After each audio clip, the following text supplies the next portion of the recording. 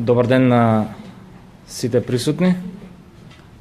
Добар ден за гледачите на лайв фид на Facebook. Јас сум доктор Иван Кунгуловски, управител и собственик на компанијата Bioengineering ДО од Скопје. Најпрво сакам да им го честитам Меѓународниот ден на жената, 8 март, на понежниот пол. И за таа цел денешната пресконференција ја одржуваме и во чест на научникот господја Розалинд Франклин, англиската хемичарка, која е заслужна за фамозната рентгенска дифракциона фотографија број 51, што всушност и доведе до откривање на двојната спирала на ДНК, за која Джеймс Вотсон, Френсис Крик и Морис Вилкинс ја добија Нобеловата награда за физиологија и медицина во 1962 година. Најпрво ќе ве запознам со нашата соработка, тоест еден хронолошки пат на нашата лабораторија. Во март 2016 година нашата компанија Bioengineering, подпомогната од Фондот за иновации и технолошки развој, започна преговори за соработка и отварање на заедничка лабораторија за персонализирана медицина и генетика со академик доктор Жан Митрев. Лабораторијата за персонализирана медицина и генетика официјално започна со работа на 1 ноември 2016 година со добивање на лиценцата за генетика. Оваа лабораторија е плод на меѓусебна соработка и макотрпна работа со академик доктор Жан Митрев и неговиот тим. Морам од се срце да му се заблагодарам на академик доктор Жан Митрев за огромната поддршка и непроценливото знаење што ни го предава секој ден, без кого се ова немаше да биде реалност. На почеток да ви кажам за еден од најпрестижните проекти во генетиката, Human Genome Project, кој започна во 1990 година и официјално заврши во 2003 година. Тој проект резултира со секвенционирање и мапирање на целиот човечки геном. Овој проект ни ги даде основите на персонализираната медицина и овозможи персонализиран пристап скроен по мерка на пациентот. 14 години подоцна и за прв пат во Македонија и пошироко, нашата лабораторија за персонализирана медицина и генетика го секвенционира првиот геном. Со ова, нашата лабораторија станува лидер во регионот, а персонализираната медицина влегува и во секојдневието на македонскиот граѓанин, каде проактивниот пристап кон здравјето и диагностиката кај човекот сега представува реалност. Сега ќе му го отстапам подиумот на доктор Горан Кунгуловски, раководител на лабораторијата за персонализирана медицина и генетика, за прв пат да ви ја представи азбуката на секвенционираниот геном. Ви благодарам. Микрофоните, ако може да ги префрлите. Или ќе се смени. Ќе се смени.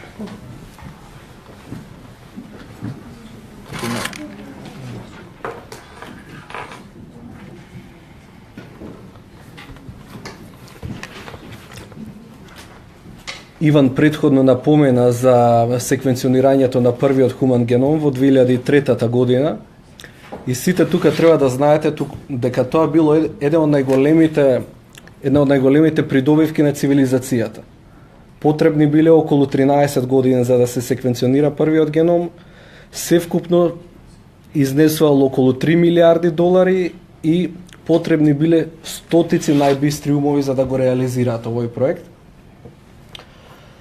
За да ја разбереме масивноста и на македонскиот проект, за македонскиот геном, треба да разбереме како функционираат геномите. Треба да ја разбереме функцијата на ДНК. ДНК е рецептата за градење и за функционирање на сите организми, без разлика дали се работи за бактерии, без разлика дали се работи за растенија, без разлика дали се работи за луѓе. Во таа книга со рецепти кај луѓето имаме околу 3,3 милиарди букви или базни парови. Така да се вкупноста на тие базни парови се вика геном. Сега нели како и во секоја книга со рецепти имаме одредени параграфи. Параграфите кои се составени од тие букви се викаат гени. Така да на сите ни е добро познат тој термин гени. Така да ние нели по дефиниција секвенционирање на цел геном се подразбира одредување на редоследот на сите тие 3,3 милиарди букви во генетската азбука. Така да тоа е цел геном. Со методи на секвенционирање го одредуваме редоследот.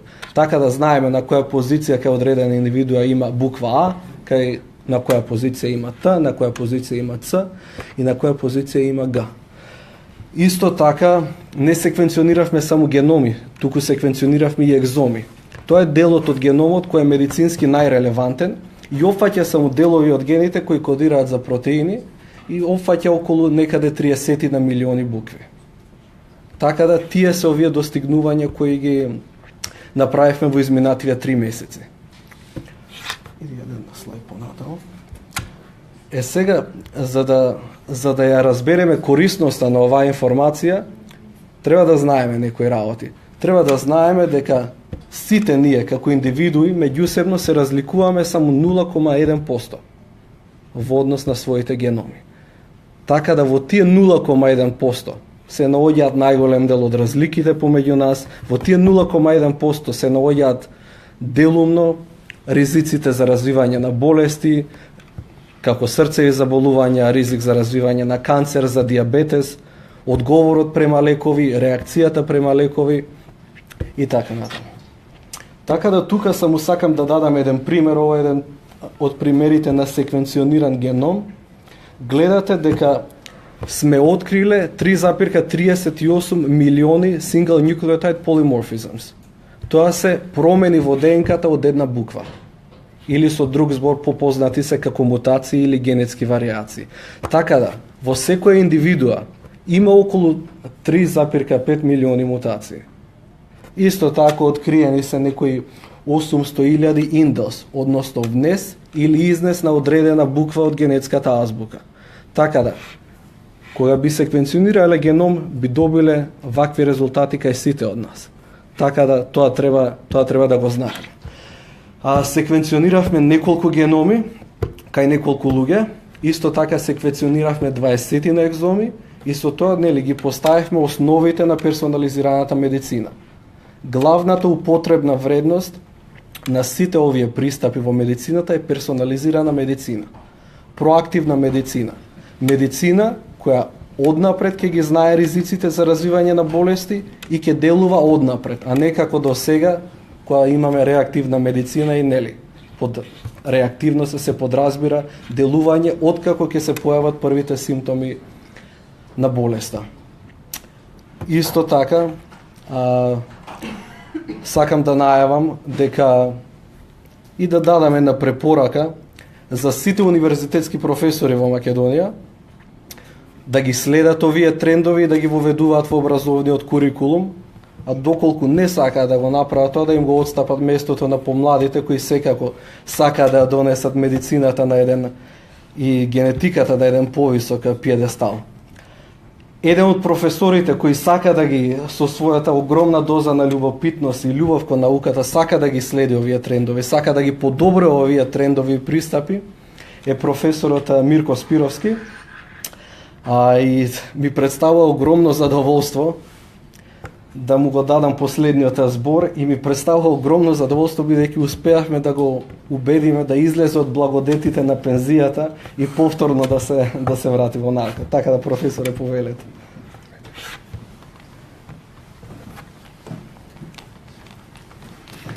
Добар ден на сите, му благодарам на Горан за инспиративните зборови и тие две прекрасни реченици што така ме поттикнаа да продолжам да работам. Можам да кажам дека во овој месец, кога се дружиме заедно, јас сум само месец дена во Филип II, соработката е на извонредно високо ниво, јас се чувствувам како дома. Ние разговараме со ист јазик, приближно, не баш со сите, со некои проценти нови кои што јас ги учам сега.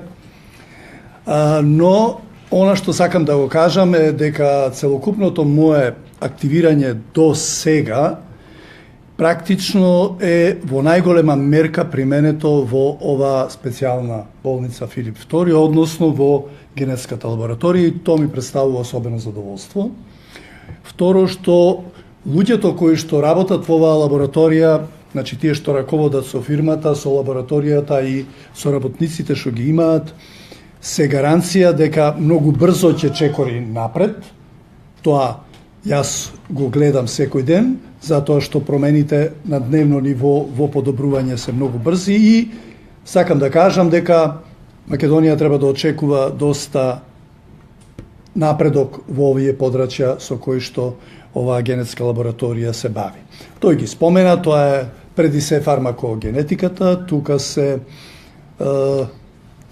анализата на секвенцата на целокупниот геном, на негови делови и така натаму, и она што сакам да го кажам, дека нашата држава треба да се подготви за овие резултати кои што ги добива од оваа лабораторија, и тоа не само медицинскиот персонал, кој што би требало да ги следи препораките, кој што би требало внимателно да ги применува етичките принципи и стандарди, кој што треба внимателно да ги чита најновите препораки за примена на секвенцата на целокупниот геном или на тој 1% екзом кој што болест или живот значи, и другите елементи, значи практично лекарите од сите профили, најмногу оние што се во допир со генетски поврзаните болести, би требало интензивно да се подготвуваат за примена на овие резултати. Секако дека треба и јавноста пошироко, па и медиумите во тој дел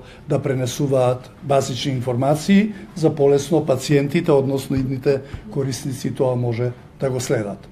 Јас толку би кажал и се надевам дека ова нема да биде последна пресконференција, туку ќе бидејќи реков ќе му го дадам последниот збор на професорот Мирко Спировски, али сакам да додадам само некои работи.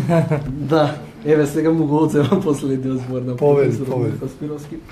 Нели, секвенционирање на прв геном. Ние само ги поставивме сега темелите на идната персонализирана медицина и на идната генетика.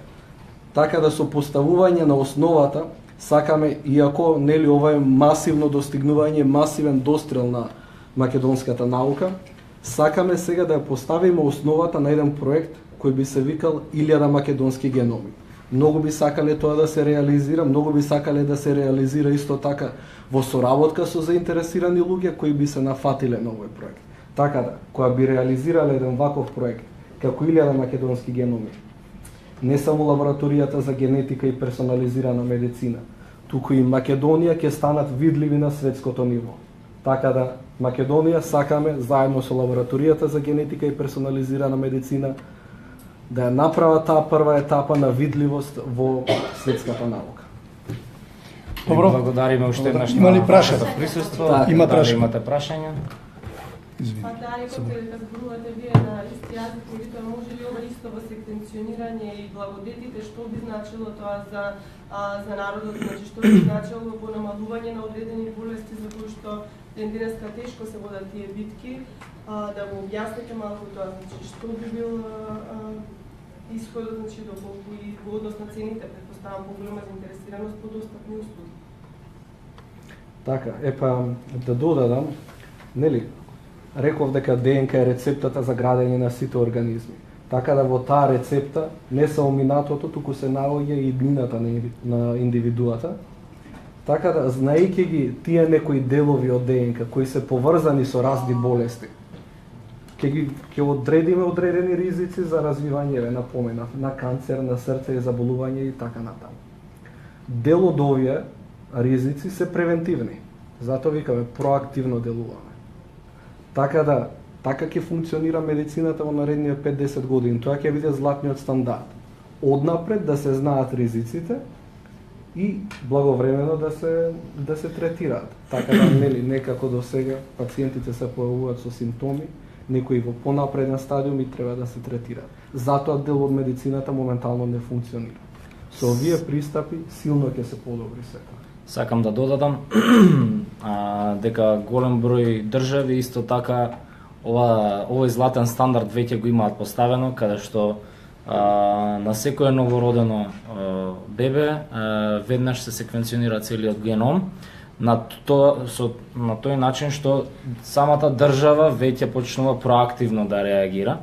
На тој начин би се знаеле ризиците кои ги поседува целосното население на таа држава со тоа на тој начин таа држава може понатаму да реагира проактивно, да ги следи тие ризици и на најразличен начин да ги отстранува. А со тој пристап исто така може да се направат и огромни заштеди во самиот третман на овие ризични болести. Јас би сакал исто да кажам, ние зборуваме за генетски обележувачи, за анализа на гени и треба да разбереме дека одделни гени и досега и денес се испитуваат во Македонија и Центарот за генетско инженерство во Ману е првиот во поранешна Југославија што го прави тоа веќе повеќе од 25 години.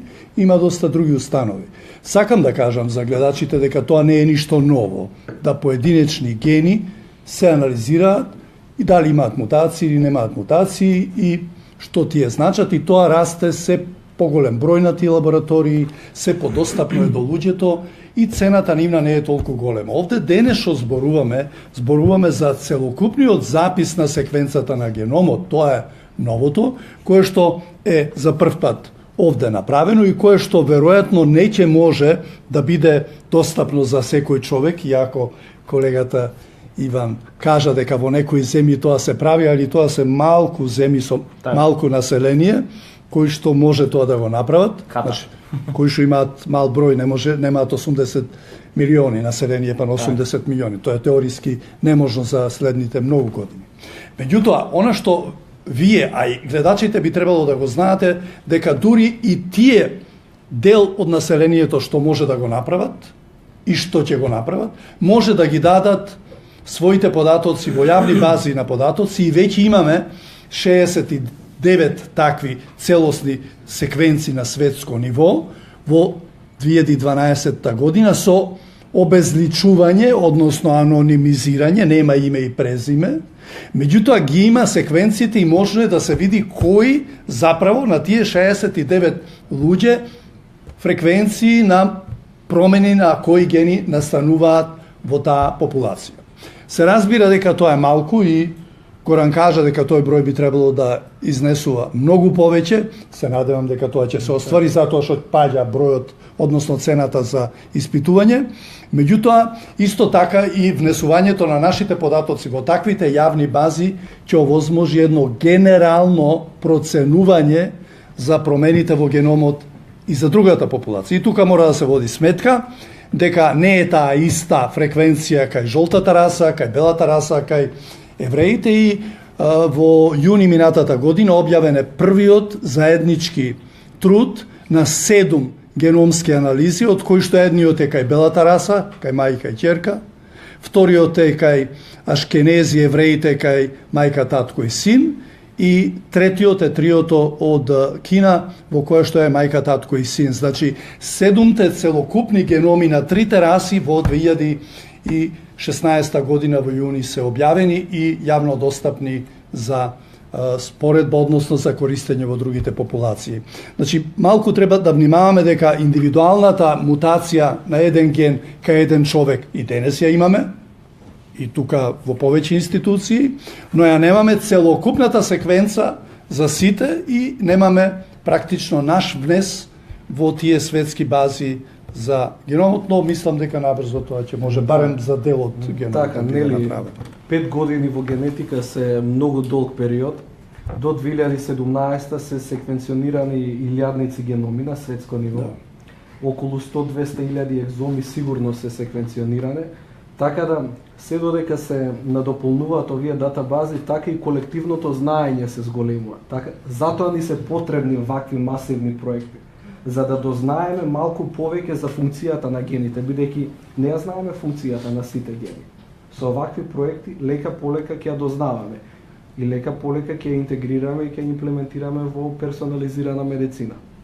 Лабораторијата за персонализирана медицина и генетика не само што работи, ајде да речеме, проактивна медицина, исто така нашиот тим се занимава и со истражување и развој на нови методи кои понатаму ќе ги користиме за истражувачки цели во нашата лабораторија. Значи, ние и понатаму аплицираме на за најразлични грантови, фондови кои се од Европа и пошироко. Кои фондови се надеваме и понатаму ќе послужат да ја прошириме нашата дејност и да пробаме овој проект, како што рече Горан, 1000 македонски геноми да стане реалност. Само можете да ни кажете, нели веќе достапни се услугите една по една за граѓаните, што најмногу ги интересира и што покажаат институтот, значи склонности кон одредени за Вака. Најголем дел од луѓето се делат на разни делови. Една група на луѓе се заинтересирани сеопфатно генерално да ги откријат сите нивни ризици кон одредени болести. Други луѓе доаѓаат со неодредени диагнози и сакаат одредување на диагнозата. Така да имаме две страни на оваа наука. Третата група на луѓе се луѓе кои доаѓаат да направат само некои по-неопфатни анализи, како нутригенетика, во кои се фокусираме само на одреден дел од гените, кои кодираат за одредени разни функции, дали нутригенетика, дали одговор на лекови и така натаму. Така да тие три групи на луѓе кои моментално ги доаѓаат во лабораторијата за генетика и персонализирана медицина. Нашите услуги се делат на 8 групи на анализи, во кои вклучуваме молекуларна диагностика на патогени микроорганизми, кардиоваскуларни заболувања, фармакогенетика, нутригенетика, дебелост, диета и диабетес, онкологија, терапија на рак, персонализирана генетика, тоа што го зборувавме досега, неинвазивна пренатална диагностика, НИПТ, тоа е кај нас присутно со брендот Verify од Illumina, и значи тоа се во главните групи на анализи кои лабораторијата ги нуди комерцијално во овој момент. Тие секојдневно ги модифицираме, ги прошируваме и исто така секојдневно и стануваат се подостапни за граѓаните, како технологијата на светско ниво напредува, така и ние ги користиме благодетите на истата. Мислам дека финално само да се надоврзам на ова, се фокусираме, нели, иако болницата Филип II е специјализирана за кардиоваскуларни заболувања, ние како лабораторија се фокусираме многу и на онкологија. И онкологијата ја делиме исто така на два делови: одредување на ризик за одредено малигно заболување и целна терапија на малигни заболувања.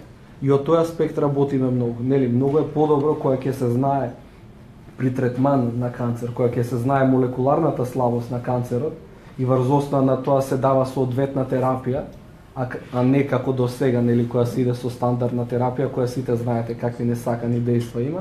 Така да работиме и на тоа, работиме и на развивање на нови методи кои би придонеле кон подобра диагностика при таа целна канцерна терапија и се фокусираме и на тој дел како лабораторија и како болница.